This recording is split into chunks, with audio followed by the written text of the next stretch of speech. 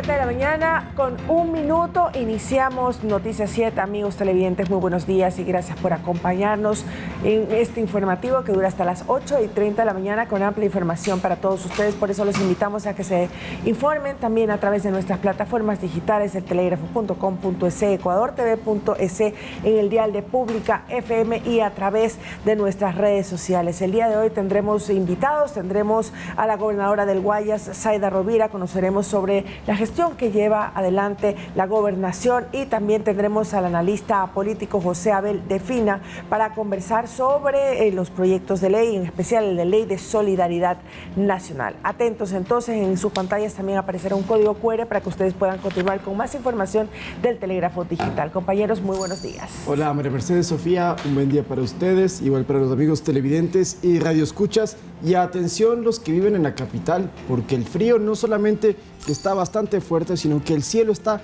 completamente nublado, hay neblina también, valga la redundancia, así que tómelo muy en cuenta, ojalá se empiece a despejar en las próximas horas, pero en este momento sí que está haciendo bastante frío. Ojalá que no haya frío mañana que juega la selección ecuatoriana, aunque lástimamente, y les anticipamos que Gonzalo Plata no va a ser parte del encuentro porque está lesionado. Sofía, buenos días. Compañeros, amigos, muy buenos días. Y la selección del Brasil ya llegó a Guayaquil ayer en la noche para alistarse para lo que será el cotejo de mañana. Recuerden también precaución mucho en cuanto a cómo conducen para evitar cualquier tipo de accidente de tránsito y si tiene algún síntoma respiratorio, use mascarilla para evitar que cualquier virus se propague en esta transición que vamos teniendo de la época seca a la época lluviosa. Con eso iniciamos. Bienvenidos.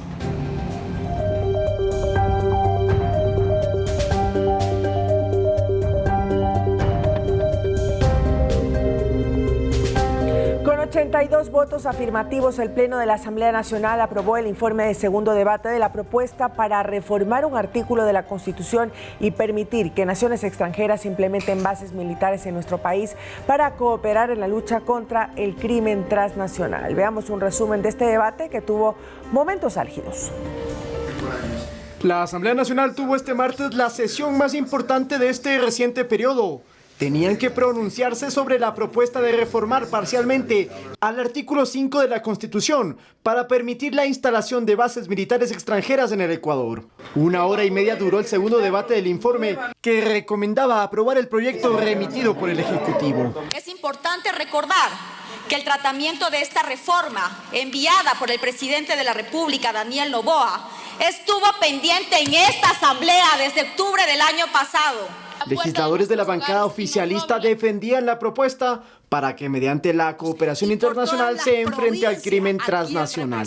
Acá estamos diciendo que necesitamos control y cooperación porque el país necesita contrainteligencia, porque la corrupción se ha tomado incluso algunos estamentos de quienes también hacen esa labor. Pero el ambiente en el Pleno subió en su temperatura, primero por la indiferencia de la Revolución Ciudadana de escuchar a las intervenciones de ADN.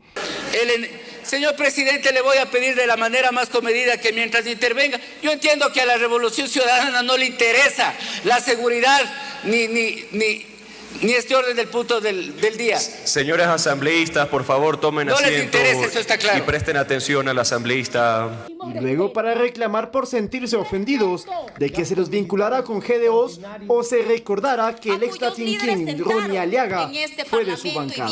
Hasta que Alfredo Serrano del Partido Social Cristiano pidió la palabra para solicitar el respeto entre parlamentarios. No hay necesidad para decir su punto de vista, de insultarse y agredirse o llamarse bandas del un lado y del otro bando. Desde su criterio es positivo que la Constitución no impida que a futuro, si una nación extranjera lo desea, venga al Ecuador para combatir al narcotráfico, como se lo hizo durante 10 años en la antigua base de Manta. Pero si en algo sí coincidieron dos legisladores, es que la decisión final la tiene el pueblo. Hoy estamos disparándonos entre nosotros como que fuéramos a resolver el tema. No, esto es un referéndum constitucional y los ciudadanos van a decidir si es que quieren o no que apliquemos este mecanismo que hoy discutimos. Y perdóname que lo diga con indignación, pero sálgale a preguntar al pueblo ecuatoriano en este instante si quiere o no quiere bases militares, a ver qué les responde.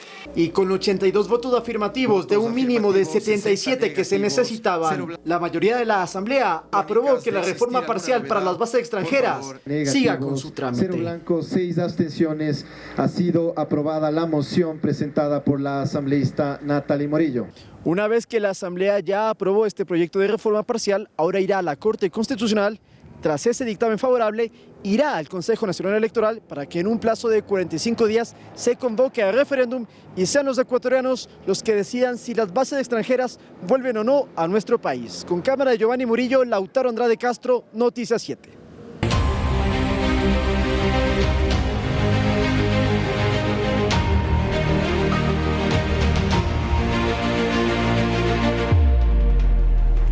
El sector atunero considera que eliminar el subsidio al diésel que utilizan para sus actividades tendrá un impacto en los costos operativos y la competitividad internacional.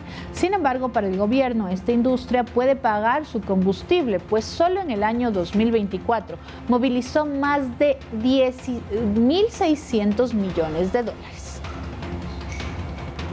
La Cámara Nacional de Pesquería y la Asociación de Atuneros del Ecuador ven con preocupación la medida anunciada por el gobierno de eliminar el subsidio al diésel utilizado para sus operaciones. En un comunicado, aseguran que el sector atunero apenas consume el 2.8% de la demanda nacional del diésel y que el subsidio recibido por el Estado alcanza 14.4 millones de dólares al año. Sin embargo, desde el gobierno se tiene otra lectura. El subsidio a los atuneros representa alrededor de 42 millones de dólares. 29 empresas atuneras, que son las más grandes del sector, absorben el 60% del valor del subsidio. Para el gremio, la medida generará un impacto en las cadenas de valor y en comunidades que dependen de esta actividad. Pero el gobierno considera que esta industria es una de las más rentables y genera millonarias ganancias. En el 2024 sus exportaciones alcanzaron 1.641 millones de dólares. Este desempeño favorable evidencia que la industria tiene la capacidad de soportar el precio de la tarifa real del diésel.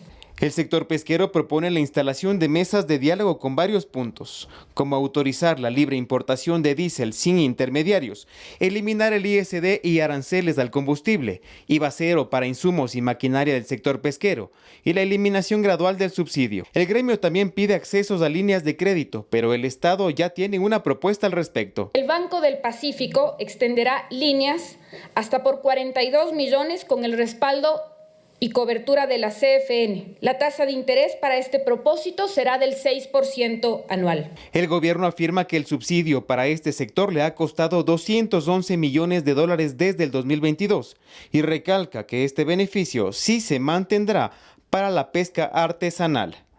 Edison Saavedra, Noticias 7. Y la Cámara de la Minería del Ecuador aplaude el regreso del catastro minero como medida para combatir al extractivismo ilegal, pero pide también diálogos con el gobierno sobre los montos de la tasa que se les cobrará para el control de la actividad económica. Después de 7 años de abandono, desde este 16 de junio Ecuador retome el catastro minero, un registro para saber detalladamente los territorios y concesiones mineras que existen en el país. Creo que lo mejor es hacer que sea transparente, otra vez volver a hacer estos registros que no está. Es minería ilegal. El objetivo es que todo sea regularizado y se pueda combatir a la actividad ilegal. Con eso vamos barajando y vamos, digamos, arrinconando a una minería ilegal que no solamente es porque no tiene los permisos adecuados, sino que adicionalmente nos está haciendo daño a nuestra biodiversidad.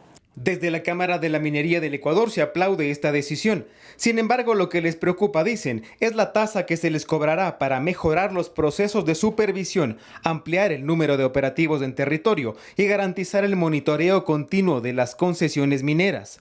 No nos oponemos en sí a una tasa, pero sí vemos con muchísima preocupación los montos y vemos que en algunos casos el monto de la tasa iguala o incluso podría hasta superar los presupuestos anuales que tienen los exploradores para perforar, para pagar nómina, para hacer sus actividades de relacionamiento comunitario. María Eulalia Silva, presidenta de la Cámara de Minería del Ecuador, recalca que en la fase de exploración, que podría durar años, los inversionistas no ven dinero de vuelta. Por ello dicen estar abiertos al diálogo para buscar acuerdos. Creo que en el cómo tenemos que sentarnos a conversar y a entendernos mutuamente para que todas las medidas que se tomen sean en beneficio del país, sean en beneficio de desarrollar una industria formal. Estamos seguros de que el gobierno y la industria quieren lo mismo, es decir, queremos atraer capitales de inversión de calidad. Desde el Ministerio de Energía se recalca que no se trata de un impuesto. Hasta el 15 de junio se establecerá un mecanismo de cobro. El corte del primer semestre será hasta el 30 de junio y las empresas podrán pagar la tasa hasta finalizar julio. Mientras que el segundo corte será hasta diciembre del 2025 y el plazo para el pago será hasta el 31 de enero del 2026. Edison Saavedra, Noticias 7.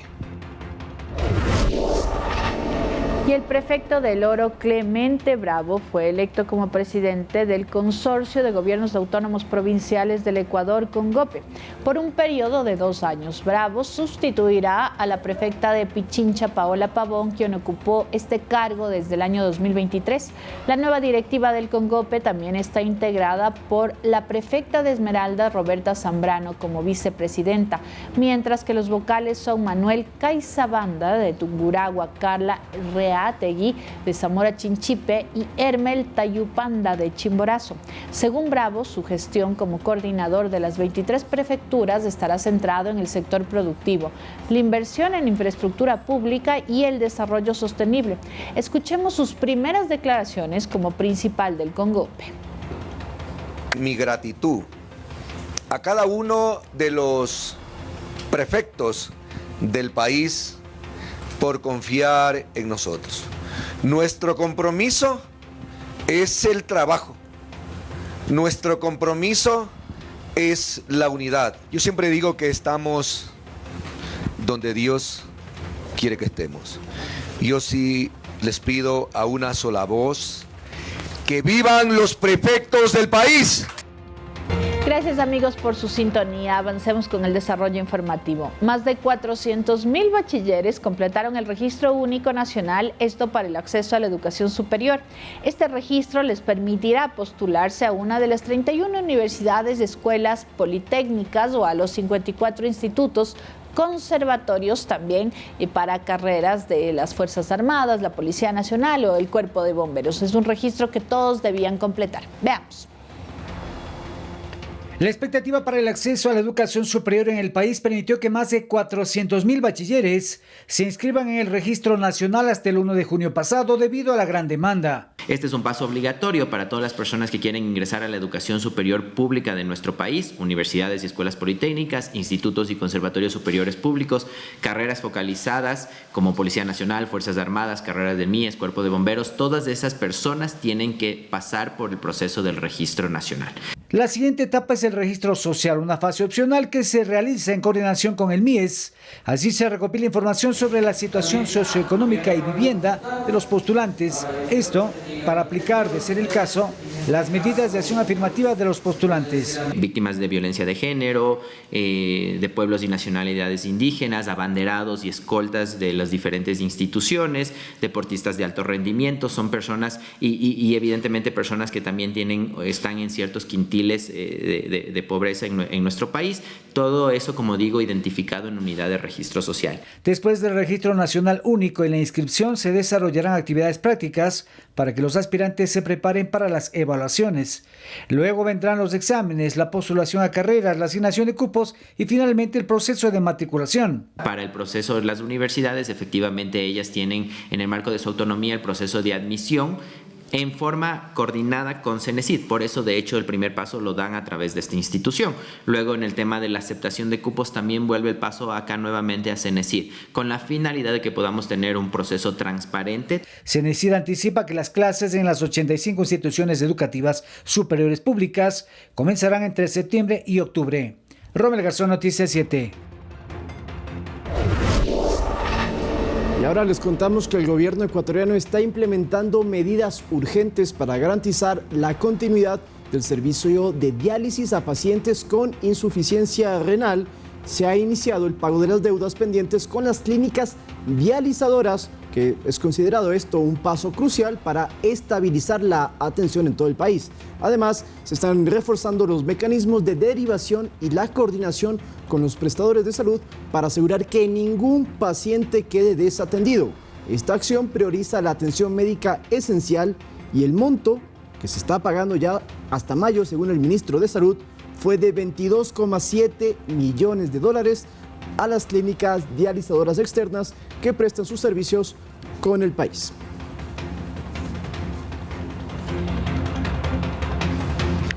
El Hospital del Niño Dr. Francisco de Icaza Bustamante ha inaugurado un moderno vacunatorio, marcando un paso crucial para fortalecer la inmunización en la niñez. Este nuevo centro es un compromiso firme con la salud pública y busca asegurar que más niños y niñas tengan acceso a las vacunas esenciales, protegiéndolos contra enfermedades y sentando las bases para un futuro más saludable. Este nuevo servicio, de acuerdo a las autoridades hospitalarias, representa un paso clave para reducir la morbilidad y la mortalidad infantil al ofrecer acceso oportuno y gratuito al esquema regular de vacunación, que incluye 18 vacunas que protegen contra más de 20 enfermedades prevenibles.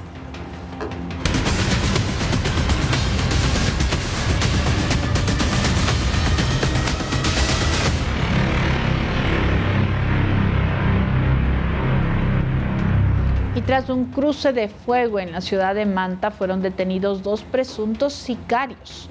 Los sospechosos fueron capturados minutos después de atentar contra la vida de un ciudadano.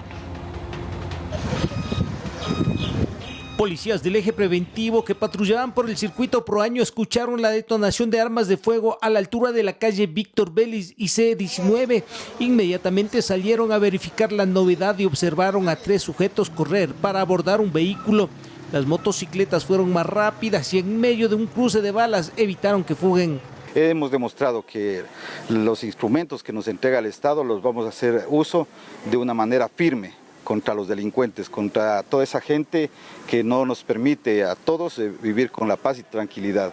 En medio de la balacera, 2 de los sospechosos resultaron heridos. El tercero logró escapar. El carro en el que pretendían fugar estaba plaqueado y tenía reporte de robo hace 2 meses en Quito. Y estas placas corresponden a un vehículo de similares características que se encuentran en la ciudad de Quito sin ningún tipo de inconveniente. Pero también este vehículo fue, de acuerdo a las numeraciones alfanuméricas que se encuentran en motor y chasis, este vehículo fue robado. Lamentablemente, el hecho violento dejó una persona fallecida. La policía confirmó que los sicarios cumplieron con el encargo criminal, mientras las armas de fuego de los delincuentes, al parecer en medio de la confusión, fueron robadas por los curiosos. Ciudadanos irresponsables habrían tomado las armas de fuego y se habrían sustraído y se había llevado evidencia que no solamente les compromete a ellos, sino evidencia que es mucho más grave que sean encontrados en su poder. Los 2 heridos fueron llevados a una casa de salud. Están fuera de peligro. Iván Casamen, Noticias 7. Información de último minuto, la Policía Nacional informa que capturaron a 2 personas que estarían traficando droga en la provincia de Galápagos, en el archipiélago insular, y según han indicado, hay 2 aprehendidos quienes estaban transportando, escúchese bien, 1.512.000 gramos de droga. Esto, para que lo entendamos más fácil, son 15 millones de dosis. Y atención con los valores, porque en el Ecuador estos 15 millones de dosis equivalen a $3 millones. En Estados Unidos se venden a $45 millones y en Europa se paga más de $70 millones por este cargamento de estupefacientes. No es la primera incautación que se ha realizado. Recordemos que durante todo este año hemos informado acerca de los operativos en alta mar, en Galápagos, y donde se encuentran grandes cantidades de estupefacientes. Ya podemos incluso hablar de toneladas si hacemos un recopilatorio de lo que se ha logrado encontrar en estos últimos meses. Y reiteramos la información, $70 millones que iban al mercado negro en Europa han sido entonces sacados de circulación gracias a este operativo de la Policía Nacional y del Bloque de Seguridad en las costas de Galápagos.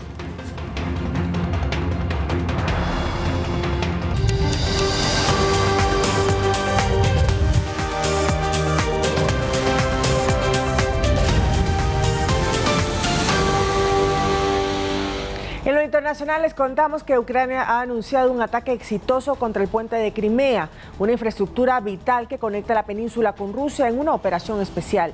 El Servicio de Seguridad de Ucrania informó haber dañado los cimientos del puente mediante la detonación de 1.100 kilogramos de explosivos colocados bajo el agua.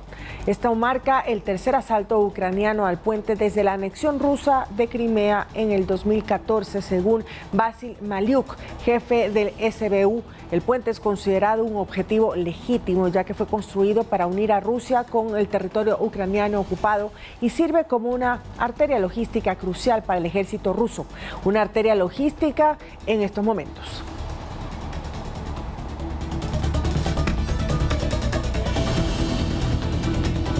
Una estatua de cera del presidente Emmanuel Macron ha sido robada del famoso Museo Kremlin. La figura fue utilizada en una protesta frente a la embajada rusa. Los activistas de un grupo llamado Anónimes llevaron a Macron de cera en una carretilla, lo vistieron con una camiseta con la inscripción "El mundo ama la paz" y lo usaron para simular una conversación con la embajada. Esta acción, que claramente busca criticar la guerra en Ucrania y la postura rusa, ha generado revuelo y está siendo investigada por las autoridades francesas. El museo, por su parte, ha lamentado este incidente y ha iniciado los trámites para reemplazar la figura del presidente francés. Fuertes lluvias azotaron la Ciudad de México, causando inundaciones que afectaron, vialidades, viviendas y el transporte público también. Las autoridades están trabajando para atender las emergencias y así restablecer y llegar a la normalidad.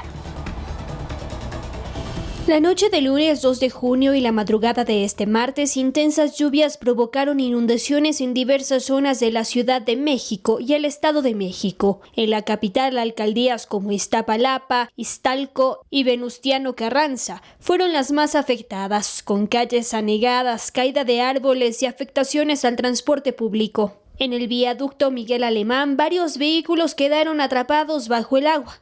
Equipos de rescate de la Secretaría de Seguridad Ciudadana utilizaron cuerdas, lanchas y vehículos especializados para liberar a los automovilistas varados. La línea A del sistema de transporte colectivo Metro, que conecta las estaciones de Patitlán a La Paz, suspendió su servicio en el tramo de Santa Marta a Los Reyes debido a la entrada de agua en las vías. En el Estado de México, municipios como Ecatepec y Toluca reportaron inundaciones y encharcamientos que afectaron a la circulación vehicular y el transporte público. El Servicio Meteorológico Nacional pronostica que las lluvias continuarán en gran parte del país, con posibles tormentas eléctricas, granizo y vientos fuertes. Se recomienda a la población mantenerse informada a través de fuentes oficiales y evitar circular por zonas inundadas. Por su parte, las autoridades locales han activado protocolos de emergencia y trabajan en coordinación para atender las afectaciones y garantizar la seguridad de los ciudadanos. Emilia Reynoso, Noticias 7. Corea del Sur vivió este martes unas elecciones presidenciales anticipadas luego de la destitución del expresidente Yoon Suk-yeol tras protestas masivas contra su gobierno. El país busca un nuevo liderazgo que restaure la estabilidad y la democracia.